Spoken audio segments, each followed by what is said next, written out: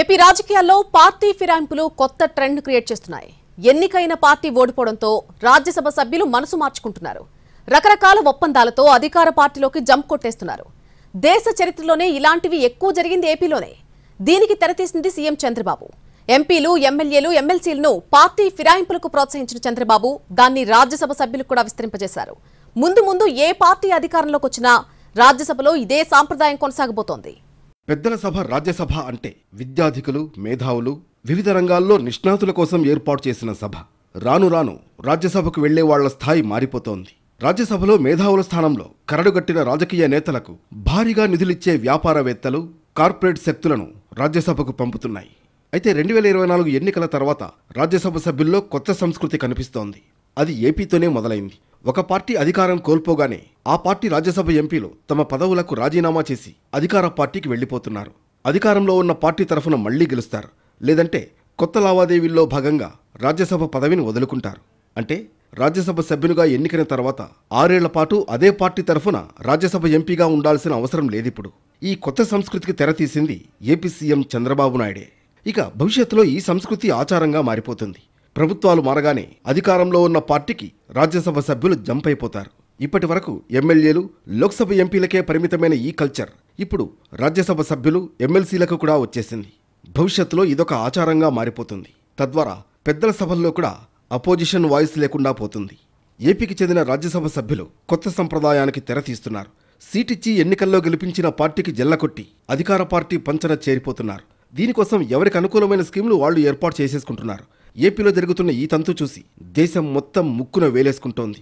AP నుంచి రాజ్యసభకు 11 మంది ప్రాతినిధ్యం వహిస్తున్నారు. లెక్క ప్రకారం 2026 వరకు కొన్ని సీట్లు, 2030 వరకు కొన్ని సీట్లు వైసీపీ ఖాతాలోనే ఉండేవి. 2019 ఎన్నికల్లో 23 సీట్లకే పరిమితమైన టీడీపీకి ఒక్క రాజ్యసభ సీటును దక్కించుకునేంత బలం లేకుండా పోయింది. దీంతో తొలిసారి తెలుగుదేశం పార్టీకి రాజ్యసభలో ప్రాతినిధ్యం లేకుండా పోయింది.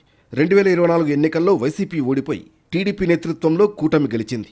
175 సీట్లకు 164 సీట్లు గెలిచిన కూటమికి రాజ్యసభలో ఒక్క సభ్యుడు కూడా లేకపోవడం నామోషిగా అనిపించిందో ఏమో. వెంటనే ఆపరేషన్ ఆకర్ష్కు తెరతీసింది. ఆపరేషన్ ఆకర్ష్కు ఆకర్షితులైన కొంతమంది వైసీపీ రాజ్యసభ సభ్యుల ఆలోచనలో కూడా మార్పు వచ్చింది. అంతే, ఎవరి స్కెచ్ వాళ్లు వేసేసుకున్నారు, ఎవరి ఒప్పందాలు వాళ్లు చేసేసుకున్నారు.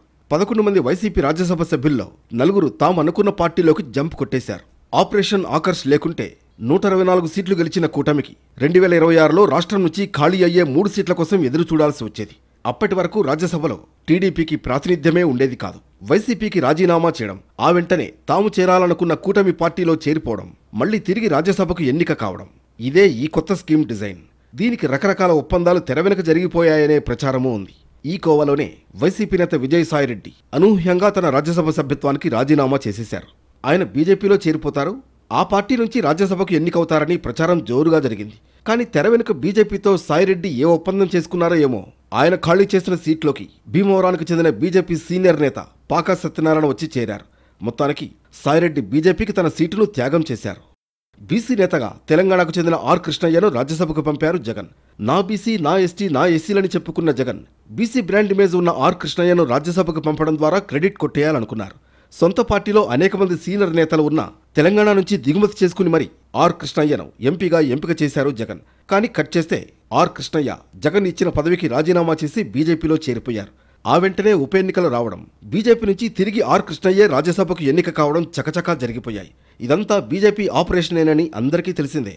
ఏపీ నుంచి రాజ్యసభలో ప్రాతినిధ్యమే లేని బీజేపీకి ఈ కొత్త ట్రెండ్తో 2 సీట్లొచ్చాయి.